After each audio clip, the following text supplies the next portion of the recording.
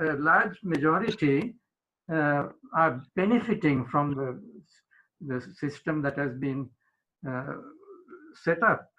Because I think, you see now, for instance, pensions, they provided transport to pensioners, and it seemed to have worked because people came to places and they got on to army buses and they went. But now for people like me, that is not very helpful because my pension goes to a bank, and then I have got to go to a bank, and I have to get a taxi and so on. So uh, I mean, and I don't complain because I mean I'm a minority and probably I can somehow manage.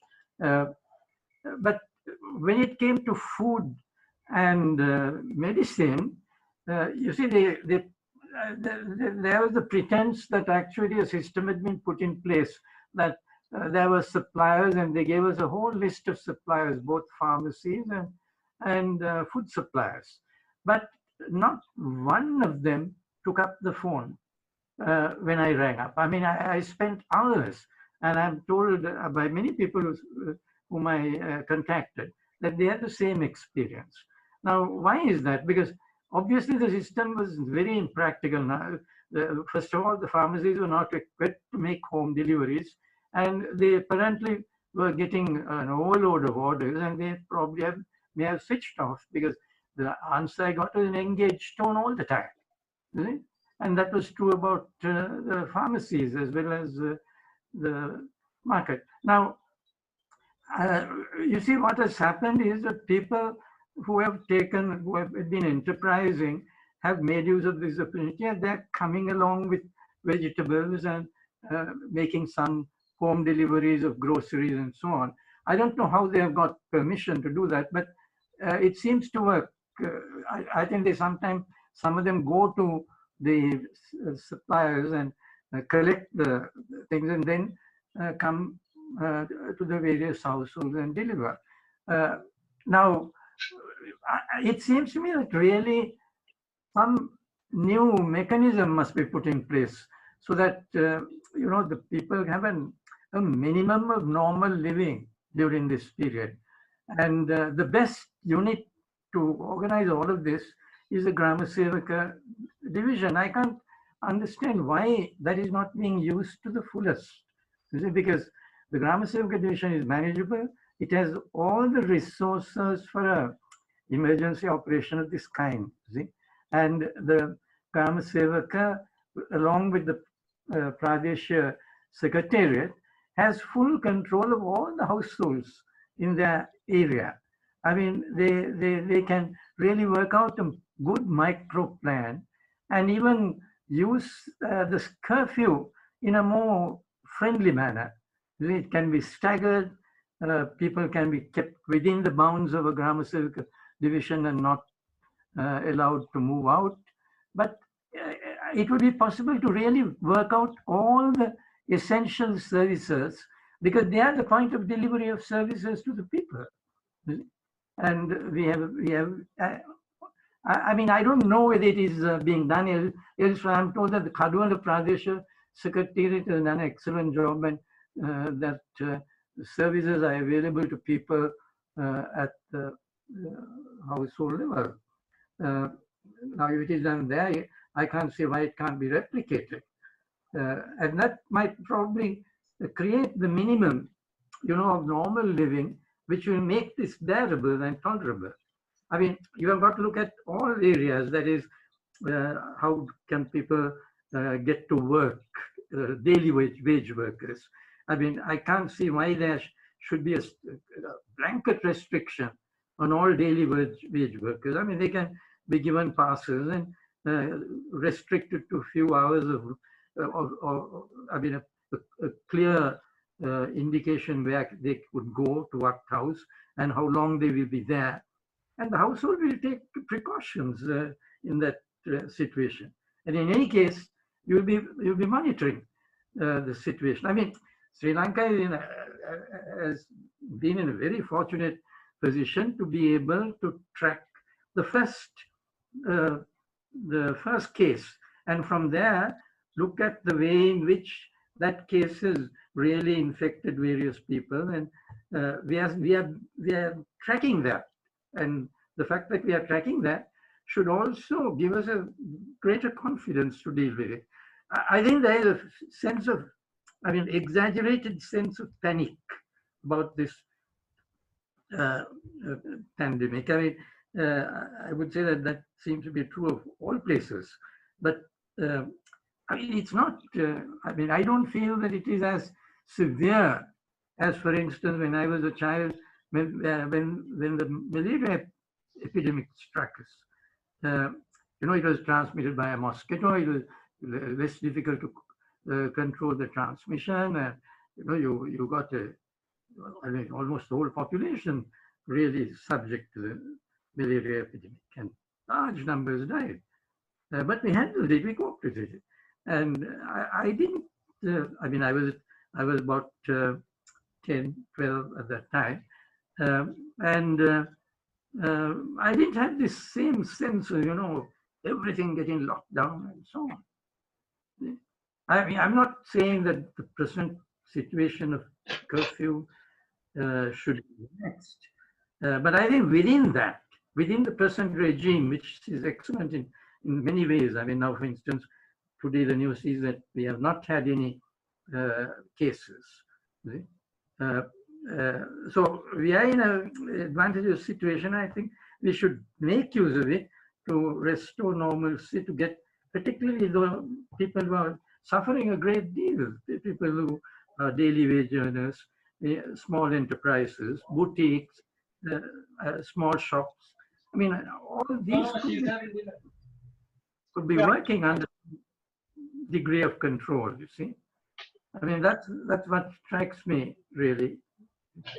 Actually, I had a chat with the Grama Sevaka of the area, and I have called him about 3 times.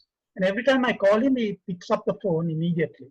And I introduced myself. Today I called and I asked him whether we could kind of, get a group together to organize just the Timbrigasa area, the Kirula area, and take that particular area and plan out the distribution of the essential goods. Now, of course, he said that he has met with an accident and he has broken his arm and he's at home.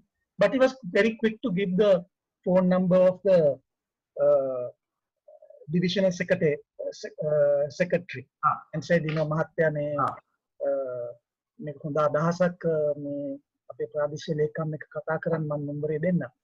So now I thought I'll get a group of people together, maybe people like Kitsiri, who's who's thorough on logistics, maybe Darshan, who's from Slascom, from IT, maybe even talk to Mobitel, and who will have a kind of a good tracking system. And we can all use this mobile phone, that whole thing, so that we have some sort of an SMS system to get messages and inform a central location. And so I'll discuss that tomorrow morning with the provincial council. Now, for instance, if I look at my own area, you all the resources to supply the essential services. There are small boutiques here, there are two or three supermarkets. There are banks. There are pharmacies. Now, within the scope of that, all the people in the Grama Sevaka division or even the Pradesha Sabha division could be really organized in a way that they can get their stuff, and there can be a certain amount of activity, economic activity going on without in any way jeopardizing the controls that are in place.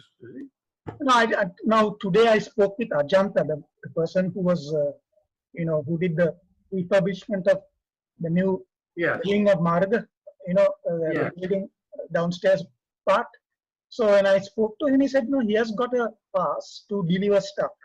And he doesn't have, and also he has got a pass to work, say 3 hours a day. So he can go to places and do repairs, and, particularly plumbing. So if there's a house, suddenly there's a and there's a huge leak or something. If you multiply that, you see, and know the names of the people and and there is a central location where all that could be coordinated. I mean, I think life would be very much easier and simpler. Yeah, yeah, because I mean, then You you see, have to that's look at. saying, I am opposed to having these long intellectual discussions, about uh, various things, because I don't think you can start from that end. You see, if you start from the grammar sevak end, Yeah. you will know what the problems are at the ground level. Yeah. First, get to know. If you will know who are the people who are without work, who can't who find this particular system good but still not good enough. You see, and the ideas, and they'll get together then. Yeah.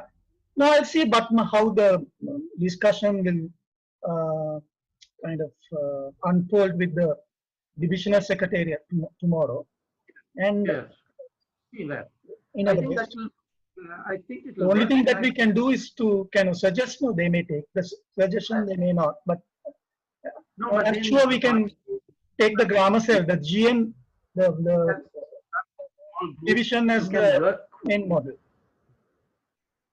Yes, and you can work out a plan, a model, which shows how it will work. You see? It needs a little of hard work, but you're a person quite used to hard work now, and you all are doing now. Margie is doing detailed work. Now that's the kind of work that needs to be done, applied. Not, I mean, you can do the macroeconomic analysis, which needs action all the same. I mean, now today, I mean, what is this? What is the dollar rate now? Exchange rate. 193. That's the point. Yeah. It has gone up, and then debt is increased. So those things have to be tackled at that end. Yeah. But I think what they are intending to do to clamp down some import controls and so on might be helpful. Yeah. Now, yesterday, were you able to watch the Advocata webinar? No, I sent you a link. do that. I'll do that. Yeah. No, Nishan was saying that it's important to kind of mention what are instead of saying the essential service, essential goods, to give a list of non-essential goods, so that people know that these are the goods that may not be imported, and these are the goods where priority will not be given.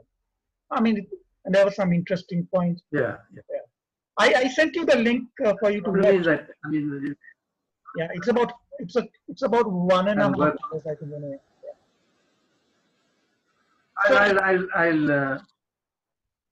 I'll look at that. Yes. Yeah, I'll do that. Okay then. Yeah. Yes. You can hear me well, no? I can hear you well. Actually, I can hear you well. And if you want anything else, you see I mean, there might be the fact that, for instance, they are being able to control it up to this extent. I mean, the cases have not, shown rapid growth. The fear that they had, that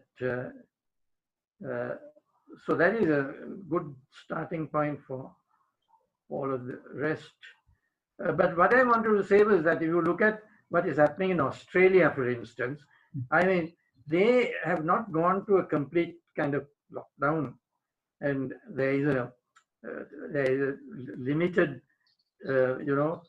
economic activity that is allowed to go on, so that to that extent, I think they're keeping the economy going, and